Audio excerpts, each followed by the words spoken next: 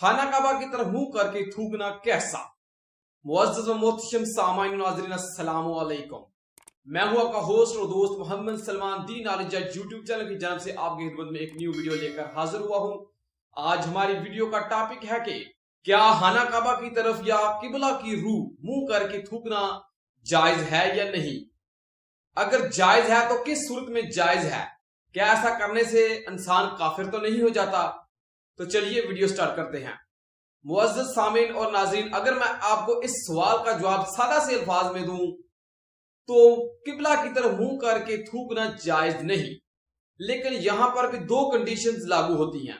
Number एक, अगर आपकी नीयत ये हो कि मैं खाना काबा की तौहीन की नीयत से थूक रहा हूं तो तब आप काफिर और मुर्ताद हो जाएंगे।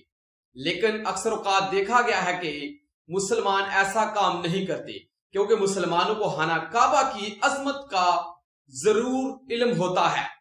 वो खाना काबा की अजमत जानते हैं और इसलिए ऐसा नहीं करते। और सेकंड कंडीशन ये है कि ना आशना होकर आपने खाना काबा की तरफ यानी कि किबला की तरफ मुंह करके थूक फेंक दिया तो तब आप काफिर और मुर्ताद नहीं होंगे।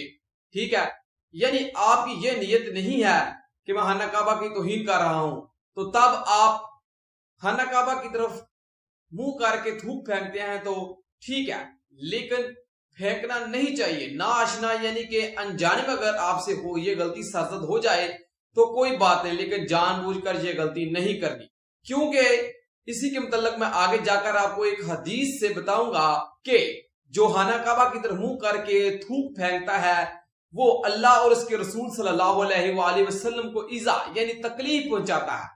तो नाजरीन, क्या आप ऐसा काम करना चाहते हैं जिससे अल्लाह और उसके रसूल को तकलीफ पहुंचे? हरगिज नहीं, कोई भी मुसलमान ऐसा नहीं चाहता। आइए अब मैं आपके सामने एक हकायत पेश करता हूं जो किबला की तरफ मुंह करके थूक फेंकने के ही मुतल्लक है।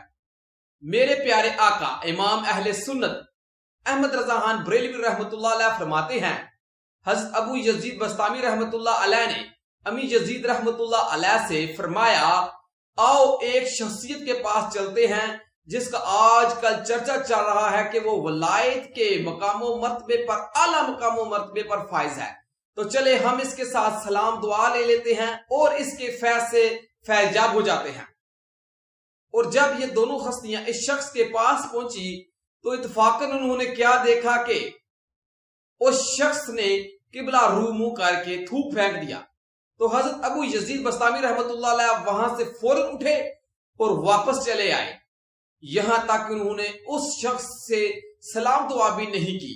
और आपने फरमाया, उस शख्स का क्या मकाम और मर्तबा है जो शरीयत मुहम्मदी का अमीन नहीं, वो जिस चीज का दावा कर रहा है यानी वो जिस वलायत का दावा कर रहा है, क्या वो इस काम में भी अमीन है, अमानतदार है? क्या मैं इस पे यकीन कर सकता हूं? जो शरीयत मुहम्मदिया को फॉलो नहीं कर सकता, उसका अमानतदार नहीं है, तो वो पीरो मुर्शिद या शख्स अपने काम में कैसे अमानतदार होगा?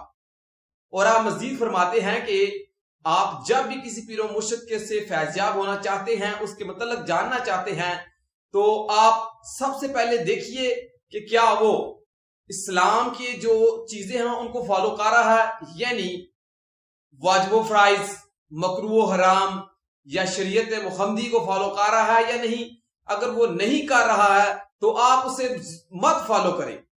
हाँ, उसकी करामत इस हद तक बुलंद हो कि वो अपने चारों शानों के जोर पर हवा में बैठता हो, तब भी आप उसे फॉलो ना कीजिए अगर वो शरीयत मुहम्मदिया को फॉलो नहीं करता।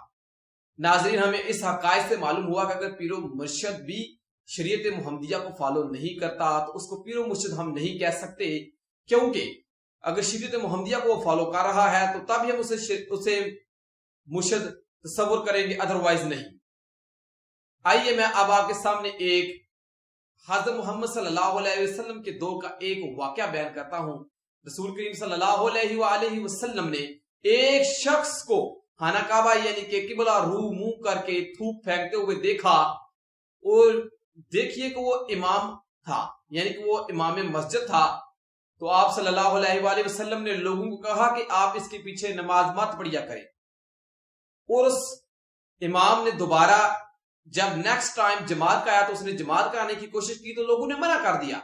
उसने कहा कि क्या वजह है, कि उन लोगों ने कहा कि तुम्हारे मतलब आप सल्लल्लाहु अलैहि वसल्लम ने फरमाया कि तुम जमात नहीं कर सकते, आप इसके पीछे नमाज मत पढ़िए।